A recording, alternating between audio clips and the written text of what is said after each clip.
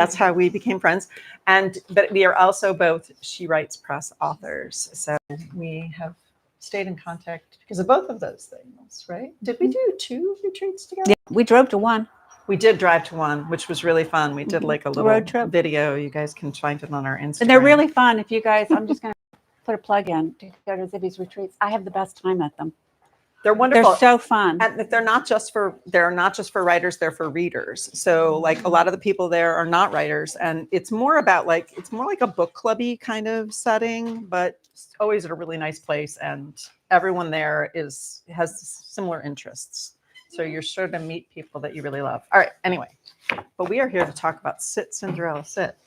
So, since I know you're well versed in the world of Hollywood and editing commercials down to the essentials, let's start with the elevator pitch. You got 1 minute. Tell us about Sit, Cinderella, Sit. Okay. My book is about aging out of editing TV commercials at the age of 45. Jen, hi. So good to see you. Aging out of commercials at the age of 45, and I take a job editing what's believed to be the original telling of the Cinderella story in Mandarin, a language I don't speak. It's shot along the Tibetan border in China, and I live with a camera crew, 14 men who do not speak a word of English, and I rescue 2 dogs while I'm there. So now we're going to go deeper. Where did you come up with the title, Sit, Cinderella, Sit? The title, you guys, is it's had a lot of different titles, but this one for me, it has a lot of meanings. One, it's a communication we use with our canine loved ones. And when you're a film editor, all you do is sit. And so sit while I was watching Cinderella, the movie, go by and putting it together, it just felt like the most appropriate title for me. So how did this book come to be? Like, when did you first decide that you wanted to write a memoir? And then how did you choose which part of your life you wanted to tell? I wanted to tell for like seriously 20 years or so. When I got Ron Howard, which I just want you guys to know, I adopted him on 15th in Montana. That's where I met him. So the fact that I'm in this bookstore is so super cool. And I used to live right on 7th. And the first 50 pages takes place in this area. But yeah, once I had Ron Howard in my life, I just wanted to tell the whole world how my life changed. People talked to me. I became approachable with a dog. Like all of a sudden, I was seen. Not that they really talked to me, but they wanted to know about my dog. Mm-hmm. So I actually had conversations. And I really wanted to tell the world how great it was to have a dog. And I just think every home needs to have one. I know, I love it. And so there were many different versions. And then honestly, the way I got to this was I had several teachers, and they kept saying memoir's dead. No one's going to buy memoir. Don't buy it. So, don't write it. So I wrote it as a novel. Oh. And the truth of the matter is there's so many magical things that happen in this book that I wanted to own them, and I couldn't own them in a novel. So it just felt better to turn it into a memoir, and I found the right editor who said, you should own this, that these are magical things that happen to you. And what an extraordinary experience, and it really was. So it's had many iterations, but it finally found its home, and I'm really thrilled. So I wanted to ask you if you would read a little bit for us, and I know we picked together a section, which. Okay. So this takes place. Set us up for it. Yeah, this takes place in China, and Max is my assistant. I do have an assistant who is Hong Kong Chinese, and he speaks 4 languages. So. He's kind of like your lifeline, right? He's it. And most of the time for the first 3 weeks or 4 weeks that I'm there, he's on the set. So I never see him. I'm by myself. But he does check in at night, like to bring me dailies. So yeah. 55. Shoe lady worked across the street. Today's pair, black velvet. Ni hao, I said. Ni hao, she smiled, looking up from her sewing machine while she held her fabric down, completing her seam. Our little street was deserted this morning.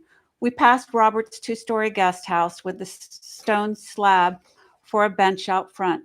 It sat vacant, and the proprietor, who was usually sweeping the entrance in the morning, had already come and gone. It still felt dirty, even though she'd probably already swept it today. The magnificent ancient tree on the square stood strong as we crossed the old, uneven paved courtyard to where the shutters had just been open. The owner, who I now affectionately called Joe, was placing his easel outside the front door. Cinderella and I took our usual spot. By the way, Cinderella's the first dog that I actually wind up with. Cinderella and I took our usual spot, the booth with a huge picture window of the square. Joe held up his fingers, one cappuccino. I smiled. Now this is the way to celebrate my birthday. I gazed out the square. Across it, tarps were draped into a small room. A 12-foot circular white paper accordion hung from the top of the tree next to the entrance. A young man dressed in blue jeans and a brown suede coat, donning a white paper garson hat, worn sideways, stood at the entrance of the makeshift tent. An old woman sat on a tiny stool next to him. An old man with a wispy white beard stood next to her. It moved with a slight breeze as he spoke to her. She looked up at him, squinting through the morning sun. The smell of coffee grounds and cappuccinos slid under my table, right under my nose. I inhaled, exhaled, and said "Shay." Joe nodded. I raised my hand, pointing to the activity across the way, and shrugged. Joe responded in Chinese. I shook my head, holding my palms up in question. Joe stared off to the square, scratched his chin, and said, "Dead." Ah, funeral, of course. Funeral, he stumbled as he tried to repeat what I said. Then he stood still for a second, not even breathing, as if he were paying his respects from afar. Then nodded at me and Cinderella before he left our table. I sat alone with my thoughts. Was it the old woman's husband and the young man's father who lay in the tent? No one else came to pay their respects while I enjoyed my second cappuccino. It made me sad to think whoever laid in that tent didn't have any friends. And then I thought maybe he'd outlived them all, and I wanted to cry. I wasn't allowed to cry when I was little. I wasn't allowed to talk about mommy or cry how much I missed her. Before she left, she packed up all of her things in big brown boxes and stored them in the basement. After she left, I'd go down there to sit amongst the boxes, to be with her and cry. I would open one particular box. Inside was an old blue crystal perfume bottle with a silver extended atomizer pump. I sprayed it. It smelled like her. It sparkled like she used to. It felt magical every time I touched it, and it reminded me I would see her again. I wiped my nose as I watched the old lady begin to pack up her things. The funeral was over. I thought I'd better get back to finish cutting May May digging the grave scene before I dug my own.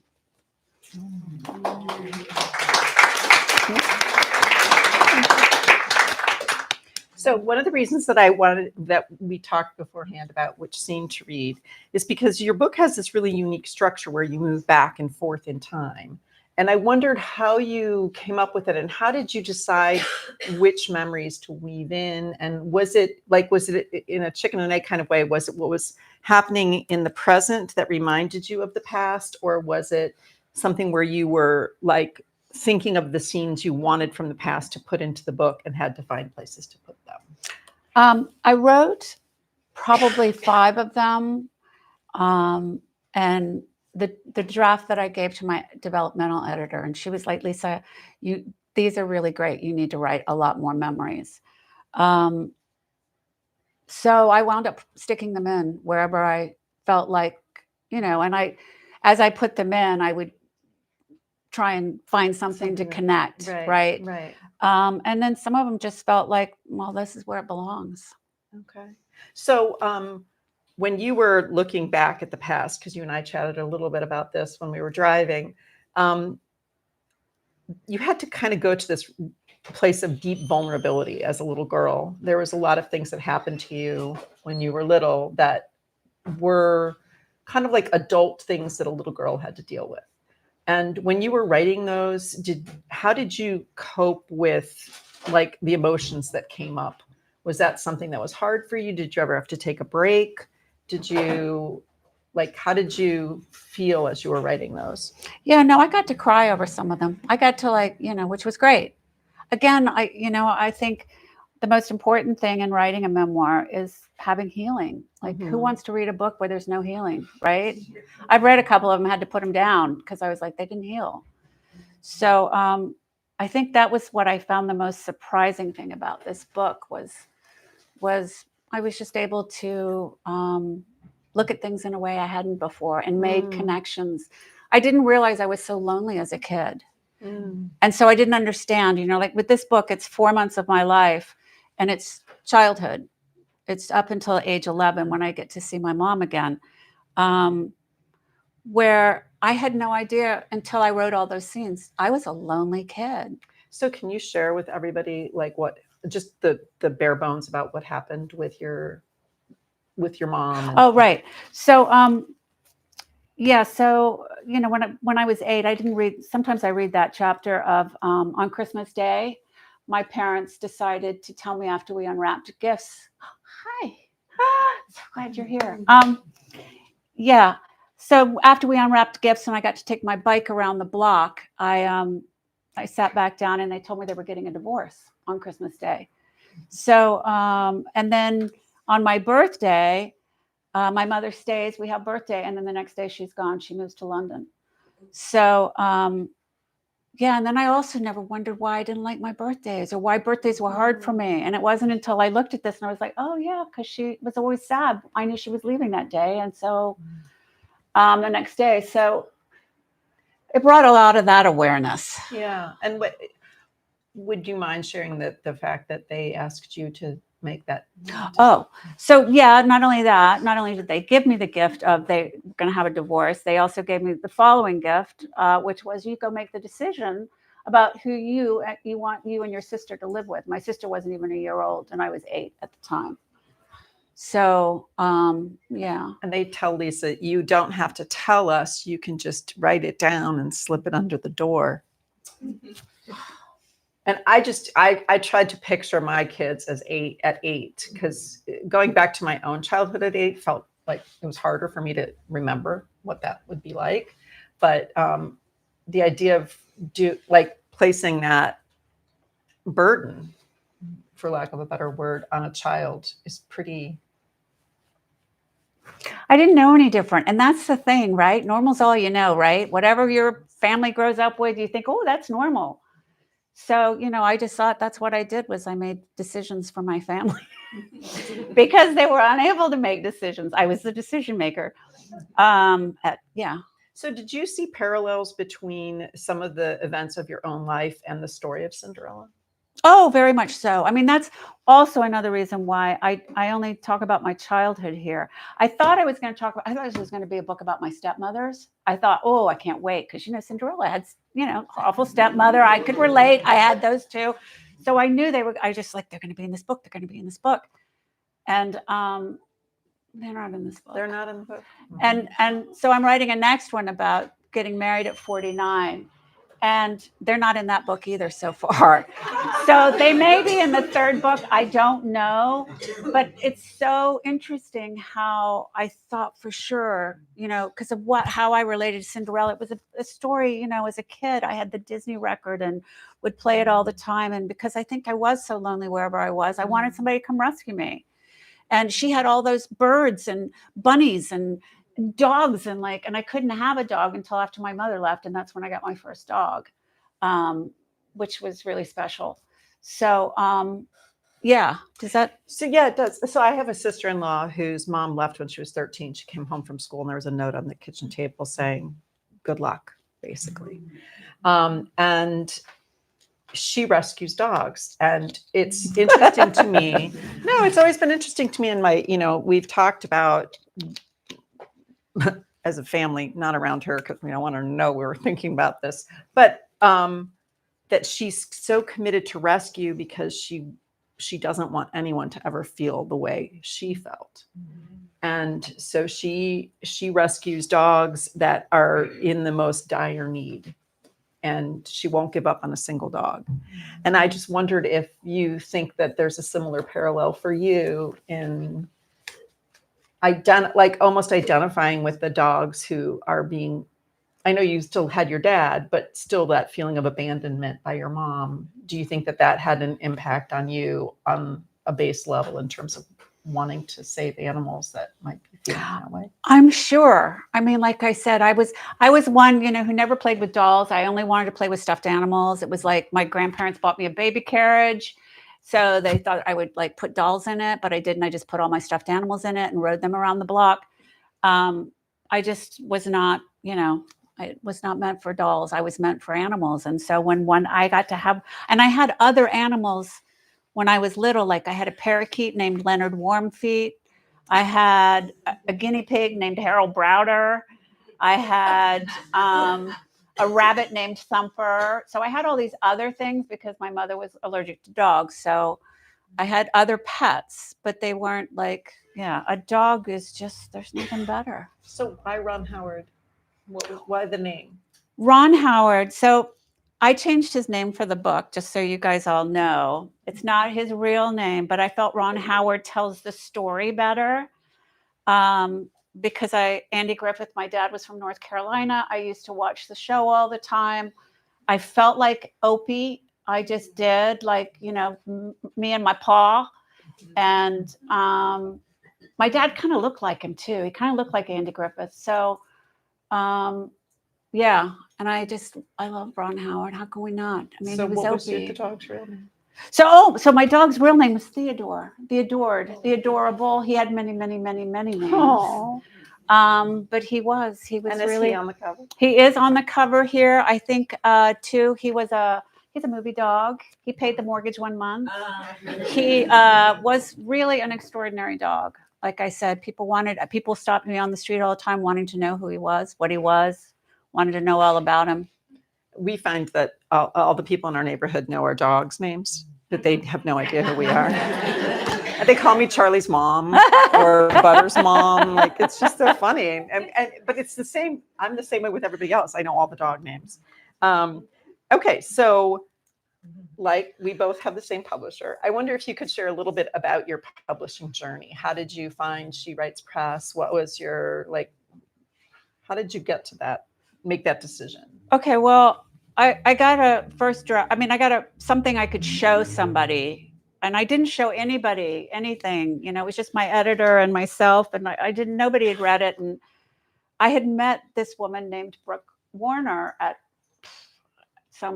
Santa Fe, I don't know, 2 years previously.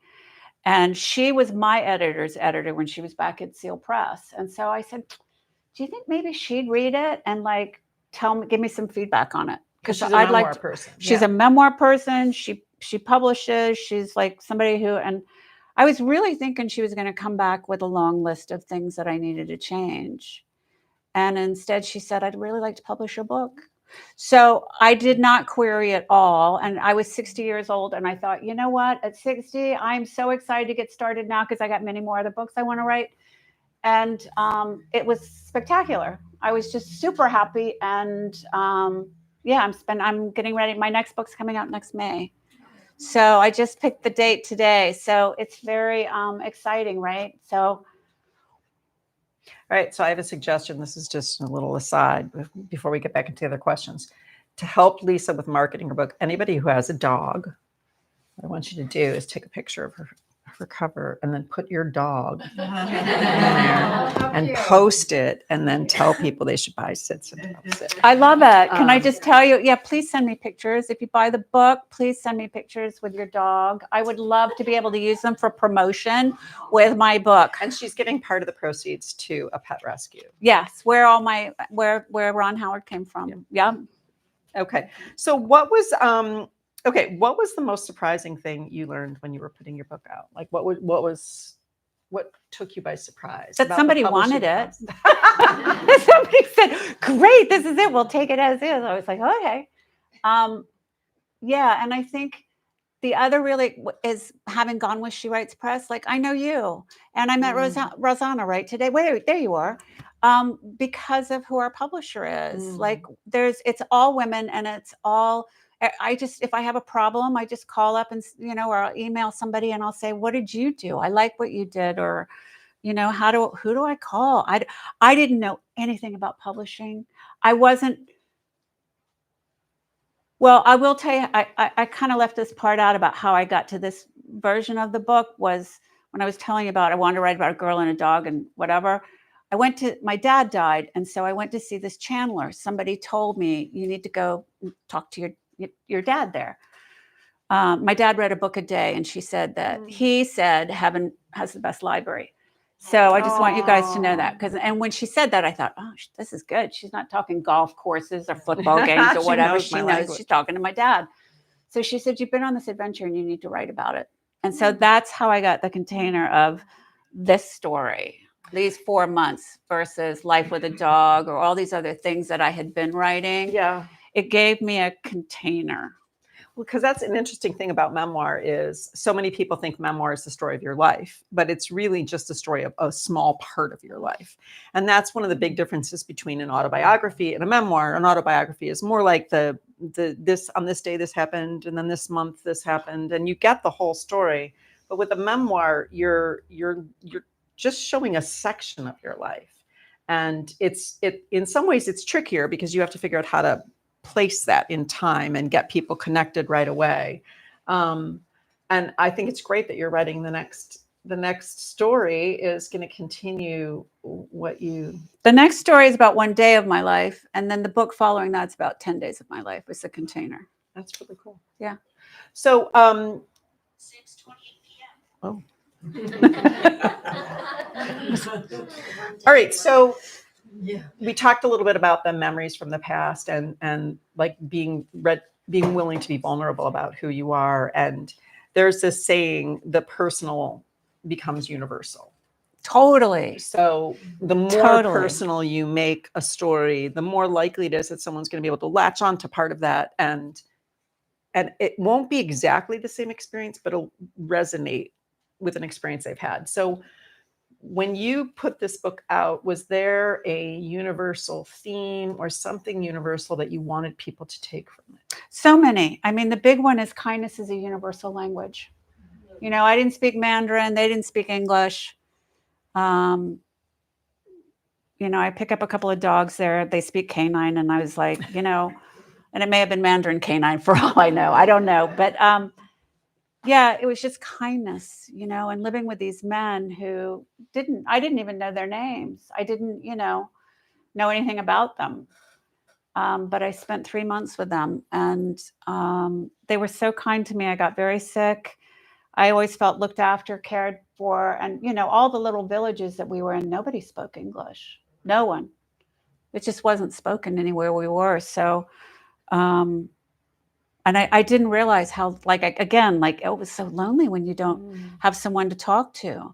And it was 15 hours ahead. So even back then, because it was 2009, Skyping with somebody was even challenging, right? So was there Skype there? Like it was Skype. Were? That's crazy. Wow.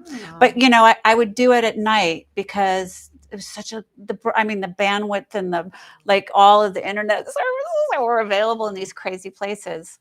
You know, it would take forever to upload. Like it would take a whole hour to upload a couple of photos. So you always had to hit it at the right time of day. Yeah. So tell me, or share with them, because I already know the story. You ended up reconnecting with Max. Oh, yes. So the coolest part is, so Max was my assistant, right? And he was this like 22-year-old guy who spoke 4 languages and was totally the most technical guy in the whole, like he was genius, like took care of the machine breaks down. He has to order parts. We're in the middle of nowhere. He has to fix it. And so anyway, he came out here because technically I was in China for 6 months. I was in Hong Kong for another 3. But Hong Kong's a modern city, so it really wasn't anything to tell you about. But Max does show, he did come here when we were finishing the film. And that was the last time I saw him. So that was like 2010. And, you know, friends on Facebook like we are, right? But we never talked or I don't even think we commented on each other's things. But I sent him right when I got the first arc together. I sent him, I said, look, I got this book coming out because I really didn't feel like I had to clear it with anybody because I knew that anybody on the crew Wasn't going to read my English book, right? So, but I did want Max. I did want him to read it. And his father was a publisher, and his father had just died that weekend. And he read my book in 2 days. I sent it to him, and he wrote me the nicest review on Goodreads. It's so super sweet. It says, Max, this is Max in the book. It's just the sweetest thing, his review. So, yeah, it was lovely because then I connected with him again, and I just adored him. And he was just, well, you'll see in the book. You'll just see my love for him. He was so good to me. So I'm just going to back up 1 second to let everybody know in the audience what an ARC. Do you all know what an ARC is? No? Okay. So an ARC, this is one of the things I learned when I went into publishing. There's like Lisa, I was really well read and everything. And I thought I knew about publishing. There's so much that I did not know. And one of the things was an ARC is an advanced reader copy. So it literally stands for ARC. And it's the version of your book that you send out to people to get reviews and to get your book out into the world. And so it comes out about 4 months before your book is going to go to print. And it's the last chance you have to make any kind of changes. So you get something called this. I actually have Lisa's advanced reader copy. It has usually a little circle on it, and you're not supposed to like sell them or anything like that. But unfortunately, people do on the internet. But yeah, that's one of those terms. Like publishing in so many ways, like other industries, has its own language, and that's, I think, one of the things that I. It is. It's a whole new language I had to learn, Yeah. but so was production and working as an editor. Like it was a whole new vocabulary when I started in that. Yeah. I don't even know how many years ago, but it was a long time ago. So, all right. So if there are any writers or people who might think they want to write, what is the best piece of advice you've gotten about writing that you would pass along? Well, for me, I'd say find your people. That's the best thing. Like I said, I used to beat my head and cry because I was with the wrong teachers who just didn't get what I was trying to do. And so I needed to find somebody who was going to help me tell the story the way I wanted to tell the story. And then find a group to write with every day. It's just how it works for me. Do that. And there's so many ways to publish now. It's crazy good. Like, I know people who are publishing on Substack their books. Yeah. Like they just release a chapter every week. Like there's so many ways you can get your stuff read. It's kind of like going back in time, because like Dickens used to publish a chapter a week or whatever it was in the newspaper. So that's it's kind of right. like we're going back to that. That's one of the things that I would say for me was, as you mentioned, She Writes is a publisher that not only allows their writers to get to know each other, they encourage it. And a lot of the big 5 publishers don't do that. It's not that they discourage you, but there's no contact with the other writers. And so you're often feeling like, wait, am I the only one that's having this issue? And that's a really nice thing. So it's the best. And I made friends on top of it. Not only is there knowledge, but I do. And for me too, being in LA, everybody's a screenwriter here, right? And I really wanted to get into a book community. And I still haven't found it here in LA, but I know there's a ton of people here in LA. I'm looking. Yeah. LA is interesting in that regard. San Diego is so open and everybody wants to love each other. LA seems a little less so. Well, it's just harder to get around the traffic. Yeah, that's true. Especially now. It takes forever.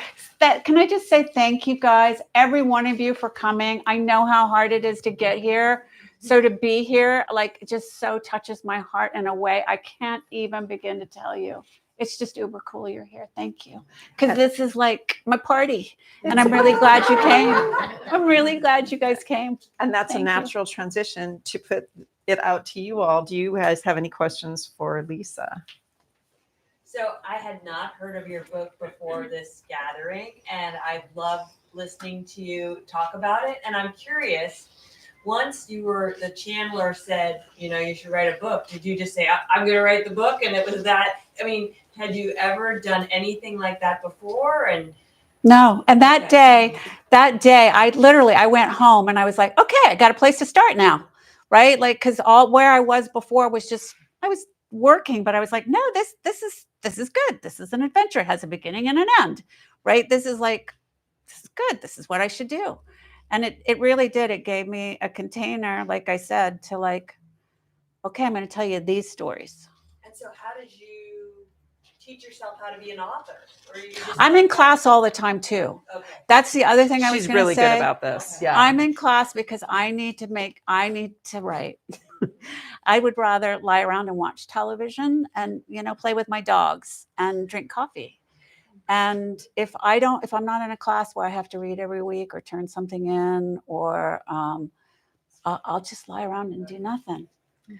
There are these that for people who are just getting started, there's a lot of opportunities to join things like read and critique groups. I highly recommend something like that, because as Lisa pointed out, you meet usually every week, and then you have to bring something. So it forces you, even if it's that morning at 9 a.m. and you're like frantically typing, it gets you to write. And you'll make friends.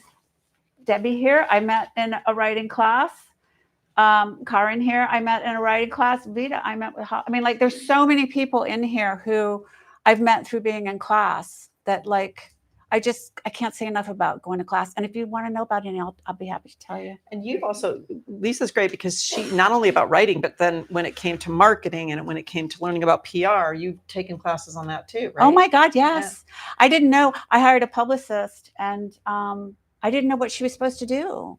So I was like, well, is she doing what she's supposed to do? Because I didn't know. So, luckily there was a class, it was 4 weeks where they had publicists come in every day and or every week and tell me, what does a publicist do? What are they supposed to do for you? Yeah. Because again, it's a foreign language. And that was, I think, one of the biggest surprises to me, and I don't know if you felt the same way, was that a book's PR happens before it comes out. Like the 4 months before your launch date are the 4 most important months for your book. And so when I hired my first publicist, and she's like, well, so we'll start 6 months before the book comes out. And then the month that it comes out, that's when I stop working. And I was like, wait. Mm-hmm. You stop working when the book comes out? That doesn't make sense to me. She's like, oh no, it all has to happen before. So anyone out there who is thinking about writing a book, keep that in mind. Like, you need to, it's all getting your book into people's hands, getting people to know who you are. Totally. Right? So, all right, any other questions? Come on. No, I have a question. So for me, I think it's fascinating to learn about what shapes us as adults, the very first people that had access to us, which is our parents, right? And it's fascinating for me to hear a little bit about your parents. And I guess my question is, how is your relationship now with your mom, if there is a relationship?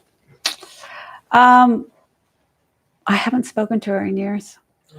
And it breaks my heart because I did for the longest time. I was in London all the time visiting her. She would come and stay with me. And I kept trying, and I wish I got to write one to heal that. I got to write something to know. I think that's a really great question. Another book. Another book. Thank you. So I have a question about the memoir that you brought up, that it's a smaller piece rather than the entire soup to nuts. Mm-hmm. And yet, I've read Lisa's book, and there's a lot of stuff from the past. So I'm wondering if I can really think about this now, but in a way, the way it works is that you can have the main story be the container, but then you can, by going back in time, say, because I've never read it. Like, I'm thinking about even like Carrie Fisher's book, right? Right. There was a lot of her past, but when I think about it, it was more her in the present and then going back and talking about her mother when her mother. So that's I just flashbacks. Yeah, flashbacks. That's it's so there's all different kinds of memoirs. I mean, there's ones that are called like beads on a string, which are sort of like little vignettes that are connected with the theme, but they can be from all different times of your life. Yeah, and then there's some that are like woven. Like, I would say this is sort of a woven one where you're bringing past and present, and they kind of play off of each other. That's another style. And then there's just the strict telling a portion of your life, and you just tell it more or less from beginning to end, that portion of your life. But I think going back and addressing some of the things that made you who you are is super relatable. It Yeah. gives people more to hang on to.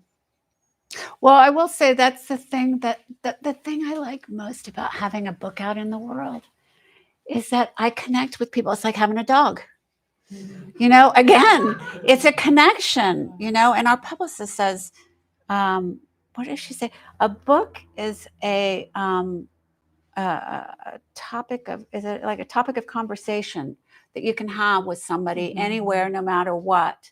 Yeah. And I've gotten people wrote me a letter, some girl from Hawaii, like, you know, wrote me a letter and said how much my book helped her through a bad time. Like to have,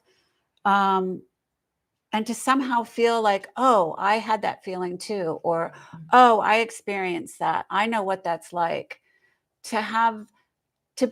for a girl who was so lonely, Exactly. to have a connection with somebody because of my book just rocks. And I'm going to cry because it is the coolest thing in the whole world. It's so super sweet. Oh, It is. No, but I think that that's one of the things that, like, the books that resonate the most for me are ones that where I feel empathy, and I feel empathy for me. Like there's a part of me that feels less alone when I read the book, and you do that beautifully. You do that beautifully. you. So, all right. Any other questions? Oh, I have another. What? Oh, go ahead, somebody before. So you announced a hard deadline of May. So I'm just curious how you set that deadline. Like, are you working with the editor, or do you have enough stuff? Because I know For my next book? Yes. Yes. This is like, I talked to my editor and I set the date today, and I'm That's ready your to pub go. date, right? It's That's my your pub pub date. date. That's when it will come out next year. So she has to have the first draft in, you said by August? August, I have to have a completed draft. Oh, boy. So, but I'm good portion there. So the one of the other, I think, things that I learned is that from the time you sign with your publisher, it's usually about 18 to 24 months before your book actually comes out. Like it's a long process, and that's something else to keep in mind for all you writers out there, if you have not done it yet. Okay, and you had another question? Oh, yeah, who do you want to play you? Yeah, like I think of Reese Witherspoon or something, but I don't know. Like you got to get somebody in their 40s, right? She can play 40s. Who would you like? I have, it's funny. I would love to hear who you guys think. Like, I would love anybody, because I would like to, I want a woman with a production company, because I am very much so. I feel like it would make a great movie, or a small limited series. Drew Barrymore. Oh, there you go. Look at you. She's got the personality. Right. She's got that personality for sure. But is she in her 40s? I think she's probably like in her mid 40s, maybe almost 50. Yeah, she's right in that age group. I thought she might be. Yeah. 48, maybe. She just turned 50. Oh, she's just Oh, wow. There you go. How about someone who looks like you, like Cindy Yeah. Crawford? That's my husband. In case you guys did not know that. There's a story. That's the next one. That's That's the the next next story. What was your favorite part of writing as you're doing it? What did you enjoy the most? Seeing it come together, I think, was like a really great part. But like I say now, having it in the world, it's all about connecting. And I'm super excited. I feel like I have the motivation now to finish this, get the second one done, because I see just the joy that it not only brings me, but it brings other people. And that's the coolest part. Is it like, oh, I really loved your book. I really think it's great. And that's like, picked me up on a bad day. Because this is a feel-good memoir. For those of you who have not read it, it is a feel-good memoir. Even though my childhood was kind of, not normal, it is a very feel-good memoir. And it's a woman about defining, it's about you defining your own life. in my opinion. Thank you. I love hearing that. Yeah. Well, It's about you deciding who you are. And I also learned that age is just a number that, somebody interprets that has none of my business. I think every home needs to have a dog. Kindness is a universal language. There's several themes in here that are really, and I learned again that like, I've never felt more myself than I do now at 62. that's amazing. I'm really digging this and like who I am and what I am. And like, it's just great. So, getting older it's For all of you great. who aren't 60 yet, I'm telling you, 60 is the best. Ah! It is so great. Seriously. I think it's because you finally realize, like, if I'm not going to be myself now, when am I going to be myself? Right? Like, all right, I have one last question. And then I know we want to get signing, but so there's this other saying that when you're writing your book belongs to you. So your first draft is for you, your second draft is for your editor, and your third draft is for your readers. And that once the book is out there, it's not your book anymore, it's their book. And I have learned in book clubs and things like that so much about my own book from readers. And I know your book's been out for a couple months, so I wanted to know, has there been anything that surprised, like anybody like came at you with something that you were like, oh, I didn't even see that about my own book? Well, what I thought was really lovely, I do book clubs, you guys. I love to come to your house or do a Zoom or whatever you guys need. I will be there. But I did a book club and it was mostly women, but there was one man there and he happened to be Chinese. And he loved, there was one scene that he just spoke back to me word for word for word. He was like, this is the most beautiful thing. And I was like, I was so surprised. First of all, I looked at him, I thought, it's kind of a girl book, but I mean, I love it that any man would read my book, seriously. So I was like thrilled. But then the part that he chose was like just so beautiful. And it just really, it made me appreciate that part in my book that much more. And I think that honestly, we got to get rid of this thing called women's literature, because I think it keeps books from being acceptable for men to read. And quite honestly, the best way for men to know what women think is to read women's literature, right? Like, you want to know what we think about the world or how we look at ourselves or how we've grown into ourselves, read our books, right? Like, there's anyway. You see why I wanted to have a conversation with this woman? Isn't she great? My little plug. Yay! So, but no, this is the woman. Let's clap for Lisa. And I know that she's going to hang out to sign books.